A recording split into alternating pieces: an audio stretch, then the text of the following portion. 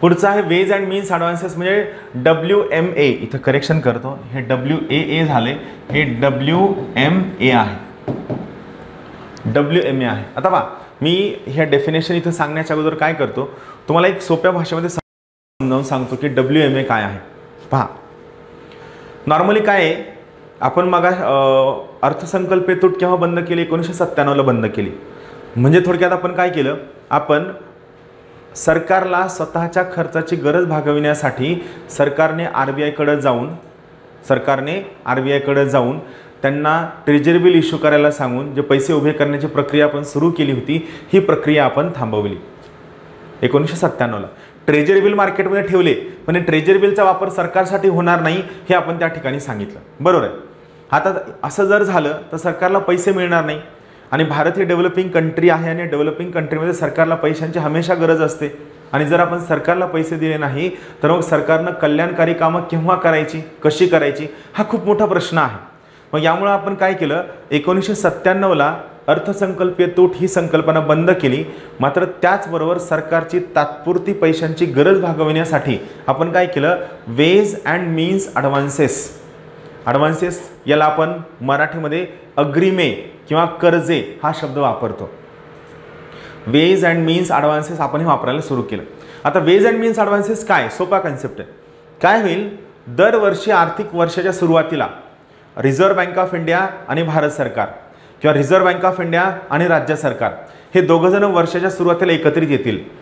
आणि मग त्यावेळेस काय होईल, ते राज्य सरकार RBIला सांगल, टेंटेटिव्हली म्हणजे प्रोव्हिजनली सांगल की या वर्षभरामध्ये माझा एवढा रेव्हेन्यू आहे, एवढे मला टॅक्सेसमधनं पैसे मिळतात, एवढं मला केंद्र सरकारकडनं ग्रँट मिळते, मात्र याच्या व्यतिरिक्त सुद्धा मला काही तात्पुरती पैशांची गरज लागू शकते. आणि ही गरज समजा 100 कोटीची आहे. समजा आपण विचार करूया RBI आणि महाराष्ट्र दोघांमध्ये काय झालं ठरलंय. मग वर्षाच्या सुरुवातीला काय होईल, RBI reserve bank of India आणि महाराष्ट्र दोघंजण एकत्र येतील आणि मग महाराष्ट्र RBIला सांगल की प्रोव्हिजनली मला या वर्षभरामध्ये 100 कोटींची गरज आहे. RBI म्हणाल मान्य. मग RBI काय म्हणाल, RBI म्हणाल ठीक आहे, आता मी तुला या 100 कोटींपैकी पहिल्या टप्प्यामध्ये 30 कोटी देऊ शकतो, दुसऱ्या टप्प्यामध्ये 20 कोटी देऊ शकतो आणि तिसऱ्या टप्प्यामध्ये 50 कोटी देऊ शकतो. पण नियम काय आहे, पहिला टप्पा महाराष्ट्राला मिळाला आणि महाराष्ट्राला जर दुसरा टप्पा हवा असेल तर यासाठी महाराष्ट्राला पहिल्या टप्प्यातले पैसे परत करावे लागतील तर दुसरा टप्पा मिळेल. आणि जर समजा महाराष्ट्राला तिसरा टप्पा हवा असेल तर महाराष्ट्राला दुसऱ्या टप्प्यातले पैसे परत करावे लागतील. आलं लक्षात. म्हणजे प्रत्येक पुढचा टप्पा मिळण्यासाठी मागील टप्पा परत करावा लागेल. जर या ठिकाणी महाराष्ट्र त्याचा पहिला टप्पा परतफेड करू शकला नाही तर त्या केसमध्ये महाराष्ट्रावर दंडात्मक व्याजदर लावला जाईल, महाराष्ट्रावर पेनल इंटरेस्ट रेट लावला जाईल, महाराष्ट्रावर व्याजदर जास्त लावला जाईल. या सगळ्या गोष्टी होणार आहेत. आलं लक्षात. आता ही जी ॲग्रीमेंट आहे RBI आणि त्या सरकारमधली, मग ते केंद्र सरकार असो किंवा राज्य सरकार असो, याला आपण वेज अँड मीन्स ॲडव्हान्सेस हा शब्द वापरतो. याला आपण काय म्हणतो, याला आपण वेज अँड मीन्स ॲडव्हान्सेस हा शब्द वापरतो. आता याबद्दल काही महत्त्वाच्या कन्सेप्ट आहेत, संकल्पना आहेत, ते लक्षात ठेवा. सगळ्यात पहिली गोष्ट लक्षात ठेवा, वेज अँड मीन्स ॲडव्हान्सेसची सुरुवात ही 1996ला करण्यात आली. पहिला मुद्दा इथं जे मी लिहून दिलेला आहे, प्रत्येक शब्द महत्त्वाचा आहे, तो तुम्ही लक्षात ठेवायचा आहे. कारण मी सरळ सरळ नोट्समधला एक एक मुद्दा काढून ठेवलेला आहे.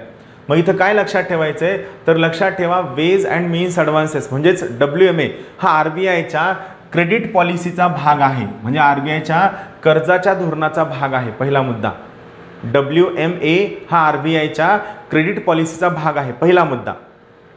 दुसरा मुद्दा, WMA हे कर्जाचे साधन नाही. लक्षात ठेवा, ट्रेजरी बिल हे काय होतं, एक प्रकारचं कर्जाचं साधन होतं. WMA हे कर्जाचं साधन नाही. सरळ सरळ या वाक्यावर प्रश्न असतो, हे कर्जाचं साधन आहे की नाही. लक्षात ठेवा, WMA हे कर्जाचं साधन नाही. काय, यामध्ये 3 महिन्यांचा टप्पा असतो. सगळ्यात महत्त्वाची गोष्ट, WMA हा फायनान्सचा सोर्स नाही, वित्ताचा स्रोत नाही. WMA हा वित्ताचा स्रोत नाही. 2 शब्द लक्षात ठेवा, WMA हा कर्जाचं साधन नाही, WMA हा वित्ताचा स्रोत नाही, फायनान्सचा स्रोत नाही. 2 प्रकारचे WMA असतात, एक असतं नॉर्मल WMA, दुसरं असतं स्पेशल WMA.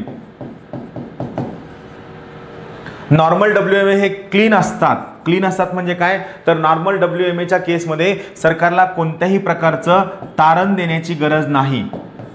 बरोबर आहे, हे क्लीन असतात, कोणतंही तारण किंवा कोणतीही सिक्युरिटी देण्याची गरज नाही, कोणत्याही सिक्युरिटी शिवाय सरकारला त्या नॉर्मल WMAच्या अंतर्गत पैसे मिळतील.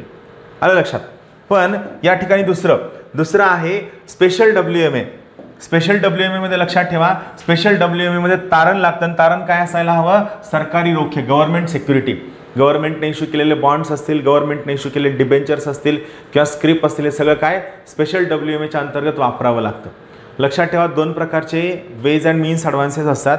एक असतं normal ways and means advances, दुसरं असतं special ways and means advances. Normal WMA मध्ये क्लीन असतात, त्या सरकारला RBIकडे काहीही तारण ठेवण्याची गरज नाही. पण स्पेशल वेज अँड मीन्स ॲडव्हान्सेसमध्ये मात्र सरकारला काहीतरी तारण ठेवावं लागतं.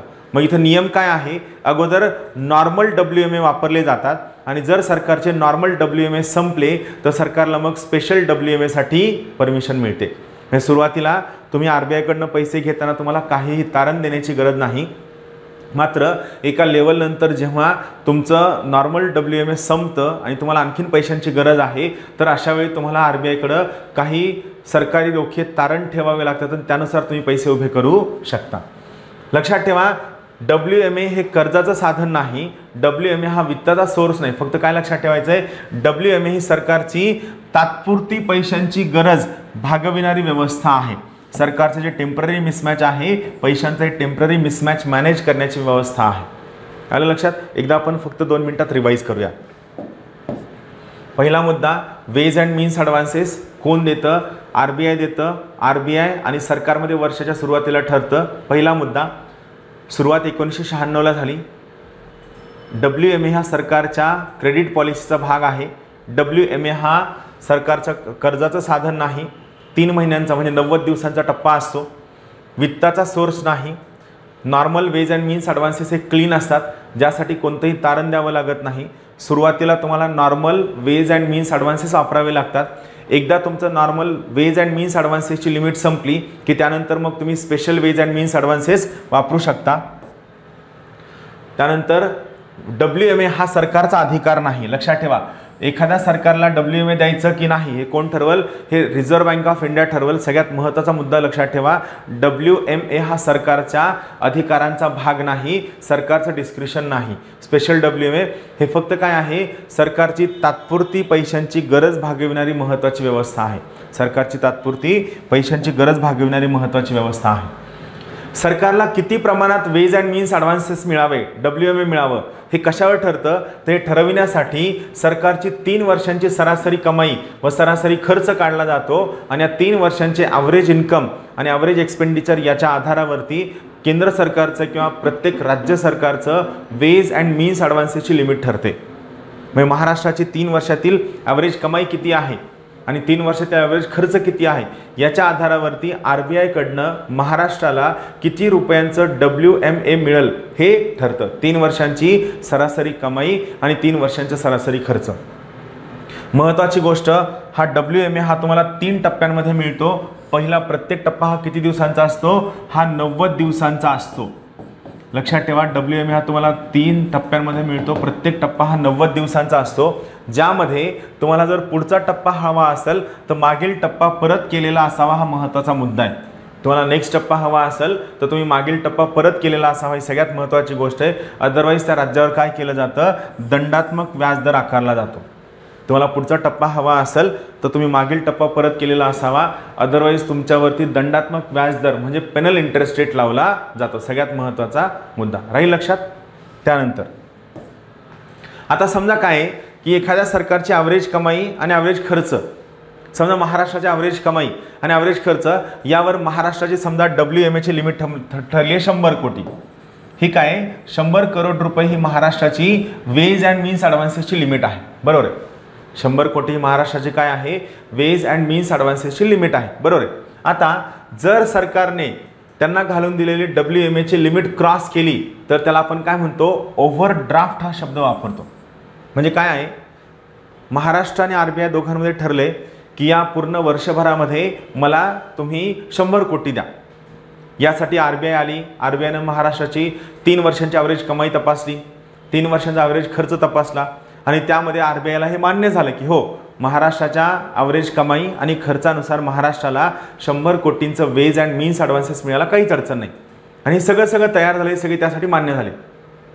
आता महाराष्ट्राला समजा हे सगळं मिळतंय, पण अचानक काय झालं, महाराष्ट्रामध्ये एखादं मोठं वादळ आलं आणि हे वादळ आल्यामुळे काय झालं की जी आर्थिक मदत देऊ करणं आहे, हे आर्थिक मदत देऊ करणं या 100 कोटीमध्ये भागणं शक्य नाही आहे आणि हे अनसीन एमर्जन्सी आहे. म्हणजे कुणीही हा विचार केला नव्हता की या प्रकारची एमर्जन्सी येऊ शकते, तरी अनसीन एमर्जन्सी आलेली आहे. तर आता काय झालं की या अनसीन एमर्जन्सीमुळं महाराष्ट्राला 100 कोटी जी महाराष्ट्राची वेज अँड मीन्स ॲडव्हान्सेसची लिमिट होती, जी कशावर ठरली होती, महाराष्ट्राच्या ॲव्हरेज 3 वर्षांच्या कमाई आणि खर्चावर ठरली होती. तर 100 कोटींपेक्षा जास्त पैसे हवे आहेत. जर 100 कोटींपेक्षा जास्त पैसे हवे असतील तर समजा महाराष्ट्रानं 20 कोटी रुपये जास्त घेतले, तर हे जे 20 कोटी रुपये महाराष्ट्रानं जास्त घेतले म्हणजे महाराष्ट्रानं टोटल किती घेतले, 120 कोटी. तर या 20 कोटीला आपण काय म्हणायचं, याला आपण ओव्हरड्राफ्ट हा शब्द वापरायचा. बरोबर आहे. लक्षात ठेवा, ओव्हरड्राफ्ट हा तुम्हाला सलग 14 दिवसांसाठी मिळू शकतो. म्हणजे आज तुम्ही ओव्हरड्राफ्ट घेतलाय तर हे 20 कोटी तुम्ही पुढचे 14 दिवस वापरू शकता. 15व्या दिवशी तुम्ही हे परत करणं गरजेचं आहे. मग ते तुम्ही परत कसे करा हा तुमचा प्रश्न आहे, पण एकदा तुम्ही ओव्हरड्राफ्ट घेतला की हा तुम्हाला फक्त 14 दिवस वापरता येऊ शकतो. 14व्या दिवसांनी तुम्हाला हा परत करावा लागेल. या पद्धतीनं 90 दिवसांच्या या टप्प्यामध्ये तुम्ही मॅक्सिमम 36 दिवस WMA वापरू शकता. फक्त महत्त्वाचा मुद्दा काय आहे, 36 दिवस WMA वापरत असताना त्या केसमध्ये तुम्हाला काय आवश्यक आहे, तो सलग फक्त 14 दिवस मिळू शकतो. 90 दिवसांचा टप्पा असतो. जर तुम्ही तुमच्या मर्यादेपेक्षा जास्त पैसे घेतले त्याला आपण ओव्हरड्राफ्ट असं म्हणतो. हा ओव्हरड्राफ्ट तुम्हाला काय आहे, मॅक्सिमम सलग 14 दिवसांसाठी मिळू शकतो आणि टोटल 90 दिवसांमध्ये 36 दिवसांसाठी मिळू शकतो. हा महत्त्वाचा मुद्दा आहे, राहील लक्षात. या सगळ्यांना आपण काय म्हणतो, वेज अँड मीन्स ॲडव्हान्सेस हा शब्द वापरतो. मी इथं काय करतो, डायग्राम काढून तुम्हाला सांगतो. पहा, समजा महाराष्ट्राची ही 100 कोटी काय आहे, WMA ची मर्यादा आहे. ही WMA ची मर्यादा कशावर ठरते, महाराष्ट्राच्या 3 वर्षांची सरासरी कमाई आणि सरासरी खर्च यावर ठरते. ही कशावर ठरते, महाराष्ट्राची सरासरी कमाई आणि सरासरी खर्च यावर ठरते. पहिला मुद्दा. मग इथं महत्त्वाचा मुद्दा, समजा महाराष्ट्राला या 100 कोटीपेक्षा जास्त पैसे हवेत. किती हवेत, समजा 25 कोटी जास्त हवेत. बरोबर आहे. म्हणजे महाराष्ट्राला एकूण किती पैसे हवेत, 125 CR हवेत. मग हे जे 25 कोटी रुपये आपल्याला हवेत, जे आपल्या WMAच्या लिमिटपेक्षा जास्त आहे, याला आपण काय म्हणतो, याला आपण म्हणतो ओव्हरड्राफ्ट. ओव्हरड्राफ्ट. मग हा ओव्हरड्राफ्ट तुम्हाला मॅक्सिमम किती दिवस मिळू शकतो, हा ओव्हरड्राफ्ट तुम्हाला मॅक्सिमम एका टप्प्यामध्ये 36 दिवस मिळू शकतो. आपला एक टप्पा किती दिवसांचा असतो, 90 दिवसांचा असतो. प्रत्येक टप्पा आपले सांगितलं ना, WMA हे 3 टप्प्यामध्ये मिळतं. प्रत्येक टप्पा हा 90 दिवसांचा असतो. आता या ठिकाणी या 90 दिवसांपैकी मॅक्सिमम तुम्ही किती दिवस ओव्हरड्राफ्ट वापरू शकता, 36 दिवस ओव्हरड्राफ्ट वापरू शकता. आणि या 36 दिवसांमध्ये कधी 2 दिवस, कधी 4 दिवस, कधी 5 दिवस, कधी 8 दिवस, कधी 1 दिवस असं टप्प्याटप्प्यानं वापरू शकता. पण टोटल किती दिवस, फक्त 36 दिवस. आणि या 36 दिवसांमध्ये सुद्धा सलग किती दिवस वापरू शकता, सलग 14 दिवस.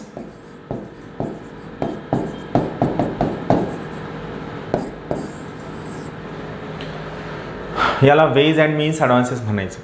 वेज अँड मीन्स ॲडव्हान्सेसची सोपी डेफिनेशन लक्षात ठेवा. वेज अँड मीन्स ॲडव्हान्सेस हे सरकारची पैशाची तात्पुरती गरज भागवणारं एक अत्यंत महत्त्वाचं साधन आहे. लक्षात ठेवा, राहील लक्षात. व्हिडिओ परत एकदा रिवाइज करून पहा, तुम्हाला कळून जाईल.